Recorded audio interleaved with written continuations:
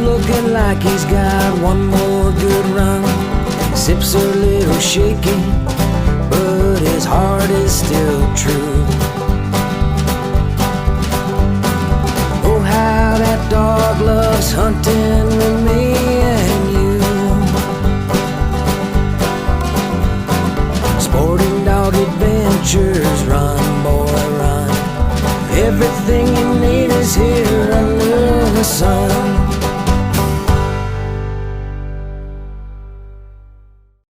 Sporting Dog Adventures podcast is proudly brought to you by Soggy Acres Retrievers. My name's Jeff Fuller. I've been breeding dogs for over 20 years, and it is my passion. We love putting best friends in people's homes and selling them that dream of riding the truck next to you, running around the field on a hunt, or just being a best friend at your house. If you're looking for a high-quality Labrador Retriever puppy, please check our website out as www.soggyacres.com. Or you can call me at 262-215-9683 or email me sportingdogtv@gmail.com. Remember, whether it's yellow, black, or chocolate, everyone deserves a soggy dog. Here at the Sporting Dog Adventures podcast, we are all about the dogs. As our listeners, we want to thank you all for listening. We want to ask you a favor. Please give us a 5-star rating. Give us a thumbs up. Share us with your friends. If you can support us financially, go to Anchor Support and support us there. We are only as strong as our fans and your help that you give us, where we are going to spread our love for dogs and dogs in the field. Please share it to your friends and family. Please help us grow. Thank you again so much for listening to us. God bless. Welcome to the Sporting Dog Adventures podcast. I'm your host, Jeff Fuller, and we have a great show for you today. Today, I want to talk about how you fix an in-season issue that you have with your dog. We had a person that emailed me and asked about their dog having issues with breaking. We also had an issue where someone emailed about their dog being vocal in the duck blind, so I thought it would be a great time to talk about in-season fixes and how you handle it. I also wanted to talk about how cold is too cold. This was yet another time that someone reached out and they had an issue where they wanted to know at what point is it too cold for their dog to be out there and how they can mitigate these issues. This will also apply for pets or hunting. And then in the last part, it'll be setting up your duck blind. So we can talk about how we can set our blinds up so that the dog in cold atmosphere or even hot atmosphere during the hunt can be safe while they're out there with you in the field. So let's get right to it. Let's talk about in-season issues. And this person had a problem where their dog was breaking, going out to water's edge and stopping, but then having to be recalled to send them on the retrieve. So when we have issues during a hunt or while we're in the field, you can always look back at your training. Now, this is something that, full disclosure, when I had our TV show and we were filming, a critique I often got, which was a fair critique, was that our dogs would break at times. And it's something that when you had the TV show, it was tough because the right thing to do is call the dog back, not let them have the retrieve. But when you are filming, it is all about getting birds on the water or on the ground as well. So you're kind of running that where you're mitigating those two against each other. When I was doing the TV show, I would have my kids with me, guides with me, sponsors with me, camera guys. There was so much going on that it really was a struggle for me to be a dog handler as well as a host of a TV show. So that would be what you want to look at, is always look at yourself when you have a dog in the field as a handler. You're no longer a hunter, you're a handler. You are a handler that has trained this dog, worked with this dog, and you're going to watch the dog to make sure that problems don't evolve.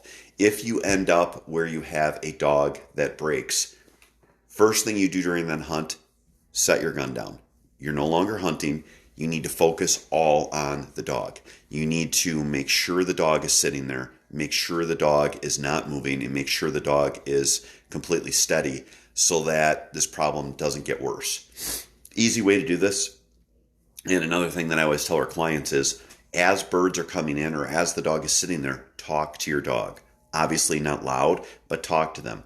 As they're in their dog blind next to you or in a blind that is set away from you, talk to them. Tell them sit, good, sit, good, sit.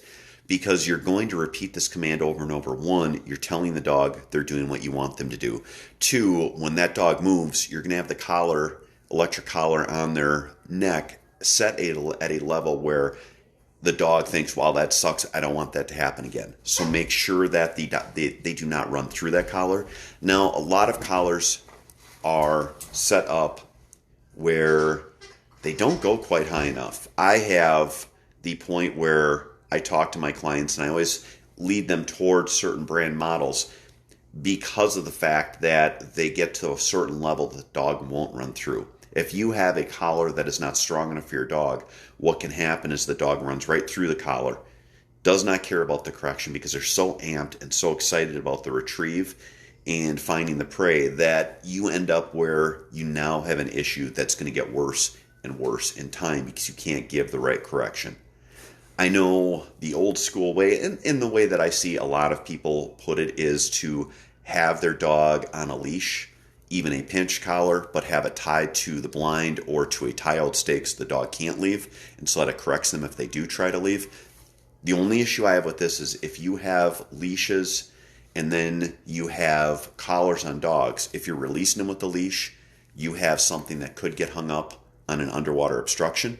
If you have a collar, that underwater obstruction could pull the dog under. So you want to make sure that you're looking at safety. If you are putting a collar or a leash on a dog, you have to remove it prior to going on the retrieve. And I've seen guys that will just release the leash and then trust the dog won't get hung up. One, it's a danger to the dog. Two, it can be a danger to you if you have to go out and get your dog. Three, you're going to greatly slow your hunt down because you're now having to go out to get the dog untangled. So again, have it so that you're handling the dog. Have it so that you're correcting the dog if the dog even moves an inch. But the entire time also talk to the dog, give the dog praise so that the dog is doing what you're wanting. And the same thing can be said for if you have a vocal dog.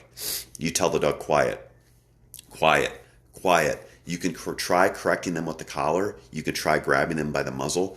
Most of the time when you have a dog that is vocal, one, vocality is genetic. I will argue that to my dying day. I had a line of dogs that I stopped breeding that line, even though one of the females out of that line was qualified all age, great line, they were vocal. I could not breed it out of that line.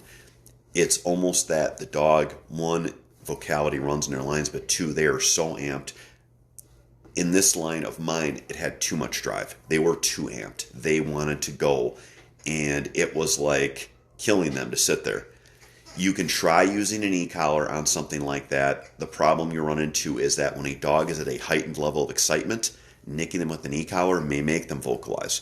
You can grab them by the muzzle, tell them quiet. You can take the dog and put them back away. When you're trying to fix vocality during hunting, this is one that I tell people you're probably better off pulling the dog for that season and working with it outside of the season so that you can get it fixed so that the dog is under control and is not vocal. And the same thing can be said if you have a dog that breaks. If you're not able to fix it during the hunt when you're being a handler, you're going to want to pull that dog. You're going to want to work with that dog as in a training atmosphere so it's completely under control so that you can get them so that they are working properly and then take them and work with them in the field as a handler. If you are having a dog that's vocal, you get it fixed, you go through your training where you're throwing birds, you're throwing bumpers. I will throw live birds 10 feet away and make the dog sit there and watch the bird as it twaddles along on the ground. Once you get them so they're under control, or if you have a dog that's breaking, you get them so they're no longer breaking. If you have them fixed, quote unquote, now again, that's quote because you're going to run into issues. The first few times out in the field, again, you are a handler. Do not bother taking a gun along to shoot at birds because you need to watch that dog. You've put the time in, you got to watch the dog, you got to work with them, and you got to make sure they're under control. When we look at our hunting training, I am like a broken record. I tell clients this. I know I talk about it on the podcast. Hunting is not training. Hunting is not the time to train. When we are looking at bird work with dogs, that is their natural ability. Training is control. Control first. We need to have the dog where they are completely under control and understand they hunt for us. So keep that in mind. Look at yourself as a handler and work with them in the field so you can be successful as a team with your dog. You're going to run into problems where you have hunting buddies who are going to tell you, you know what, who cares about that? The dog doesn't finish a retrieve. The dog breaks. Don't worry about that. The birds are coming. Just shut up, put the dog away. If you have friends that are like this, don't hunt with them. Or look at them and tell them, listen, we're out here. You wanted my dog along. I have to make sure my dog is performing properly. So if you don't like it, we won't hunt again. Or if you don't like it, I will just walk out right now. Have your dog under control. Put them in an atmosphere so that they can succeed. But also realize you are a teammate with your dog. So I hope that helps fix the two questions that we had. Next up, I wanted to talk about, in essence, how cold is too cold to have your dog out? And then in the last part, again, we're going to talk about having your dog line set up so that your dog is out of the elements and in a healthy position while they're doing the hunt.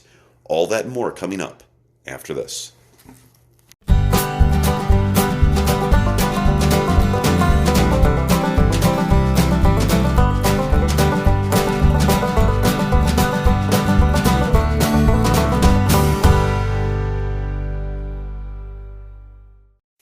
The Sporting Dog Adventures podcast is proudly sponsored by Trupanion, medical insurance for the life of your pet.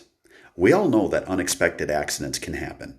That's why I partner with Trupanion's Breeder Support Program to send all of my puppies home from Soggy Acres Retrievers with an offer for Trupanion coverage.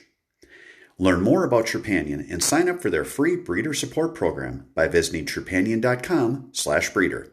Be sure to tell them that Sporting Dog Adventures sent you. For the last 10 years, I've bought all of my vehicles from the Boucher Automotive Group in Janesville.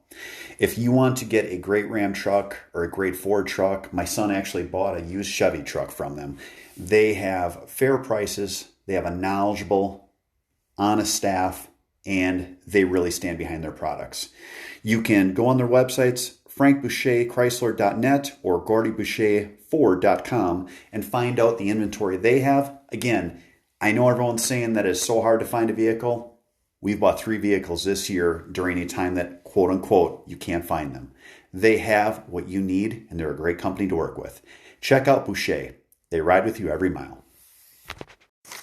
Welcome back to the show. So I had someone that reached out and they wanted to know how cold it was to have their dog, Labrador Retriever, outside. Now, I will tell you that what we are going to talk about is Labrador Retrievers. Every breed is different. Your retrieving breeds are probably going to be very similar to a lab, but when you get into pointing breeds, you get into pet dogs that are not hunting breeds, they are not going to be as hardy as a lab. But this person wanted to know, with winter here, how long was too long to have their dog outside? And the simple answer is hunting dogs love it outside. I tell people when we have them here for boarding, they are outside for usually 4 to 6 hours per day. To give you an idea, this morning it is 15 degrees. The dogs were out for about an hour and a half. I went out there. They were happy. They're bouncing around. They're chasing each other. They're playing with sticks. They are set up so that they just do not feel this weather. With that said, I do not leave dogs out for an extended period of time where we're talking 4 to 6 hours because in my mind, I don't want them to have to get tired and lay down on the snow and ice. I want them, if they're out, to be going to the bathroom, to be playing, to be having fun. So I don't keep them out so long that it would be like where it's 50 degrees and they're out basking in the sun and laying on the ground. But at the same time, they are a hardy breed. They are a hardy animal and they want to be out there. They want to have fun. We do not leave our older dogs out for these extended periods of time. But when we're looking at dogs that are 6 months to, let's say, 8 years old, they are set up and designed for weather like this. So for them to be inside is torture. They want to be outside.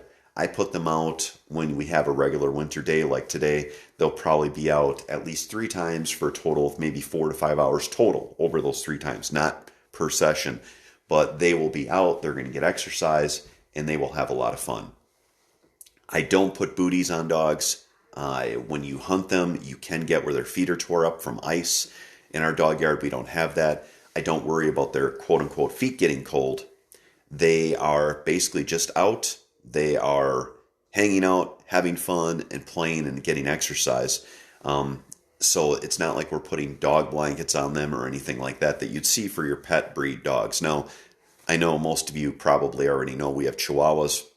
Those dogs probably needed to be over 50 degrees to be comfortable outside. But again, you look at why that dog breed was made and where it's from Mexico. These are dogs that are warm weather dogs that are up here in the cold. So it is a different animal, quote unquote, pun intended, that you have to really help when they're outside. When we look at taking dogs hunting, again, we're going to talk about the dog blind coming up after this. If I have a dog out and it is below 45 degrees, I do put a neoprene vest on a dog so that it keeps their body heat in.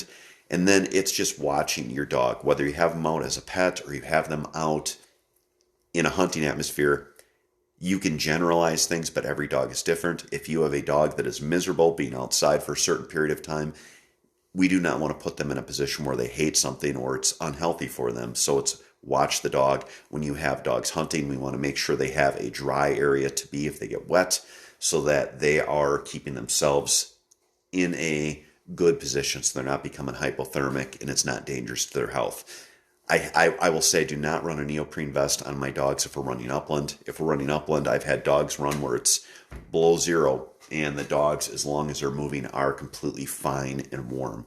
With that said, if you have your vehicle and the dogs are going to be in there for an extended period of time during the hunt and not running, I try to make sure that we have either a blanket or a kennel cover over the dog's crate so that the dog can stay warm. So those are, I guess, the ways I look at cold with Labrador Retrievers. Again, your retrieving breeds are going to be your more hardy breeds. When we get into our pointers and our pet breeds, those are going to be on a sliding scale as far as their adaptability to the cold and what you need to provide them so that they're healthy.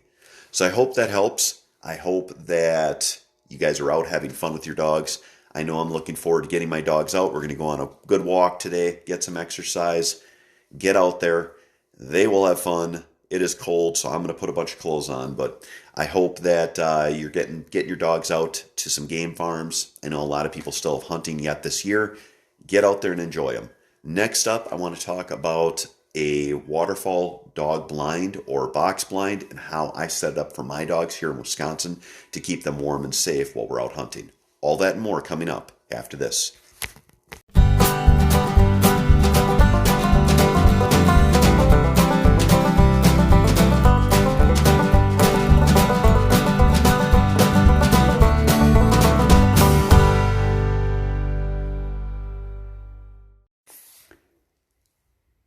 If you're a serious person about the outdoors, or you love shooting, or you just want a great hobby, or all of the above, you need to check out Mech Outdoors. From their shot shell and metallic reloading to their clay target machines, you will get a quality product that will give you so much more enthusiasm about your participation in the outdoors and also a great hobby that you can do with the whole family. Check out mechoutdoors.com for more. I am going to be the first to admit that sometimes kennels are kind of unsightly in the house. My wife for years was telling me how we needed to find something that wasn't just a kennel, but a piece of furniture.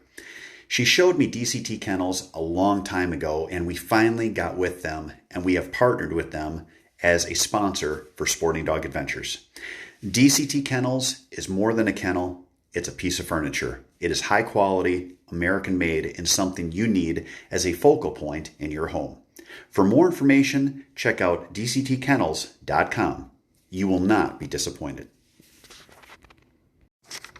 Welcome back to the show. How do I set up my dog blind was another question, so that the dogs are not in the water and so that they are, I guess, in cold weather so that they can try to stay warm. So what I do is I either have a raised box built on some of my duck blinds that the dogs are in, or I will have a freestanding dog blind that has telescoping legs where I can adjust the feet up and down. Now, in our area, we hunt in we hunt in waters that have a lot of mud, so I might have to, I guess, mid-hunt, adjust the legs. Usually, honestly, it's probably before even the first shot is fired, I adjust the legs.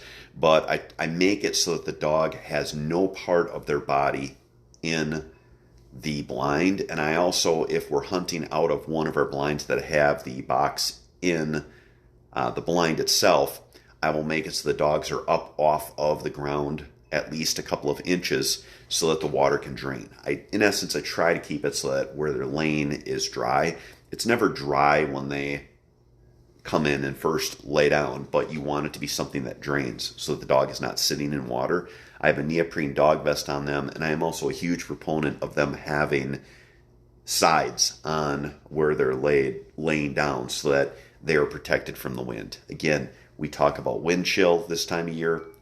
Wind chill is, in essence, the temperature and then the cooling effect on the breeze on them. If you can keep them in an area that is enclosed, it also helps keep their own body heat in that area so that it basically acts as a heater to warm up the area that they're hunting out of. So we have them set up in that way. The other thing to keep in mind is to have ventilation off of that so that if it is warm out, let's say our teal season where it's 70, 80 degrees, now we want it to be where we're not holding the heat in there. My dog blinds that I have in our overall duck blinds have the ability to open certain spots up, so it keeps them in a more of an open atmosphere. And then on our blinds that are freestanding, I will actually open up both sides so that the heat is not trapped in there. So keep your dog in a situation where they're healthy. Keep them so that they are warm or cool so that you can have more fun with them in the field. Always monitor them. You can tell if your dog is too hot. You can tell if your dog is too cold. Keep an eye on them. You don't want them to have either happen. You want to make sure that they're healthy while they're out there enjoying the hunt with you. That is it for this week's show. Please share our show with your friends. Give us a 5-star rating. Give us a thumbs up. Share us on your platforms. Follow us on the platform you're listening to. Please spread our love for dogs and hunting with dogs in the field to everyone that you know. Thank you again so much for listening this week. Have a great week, everyone, and God bless.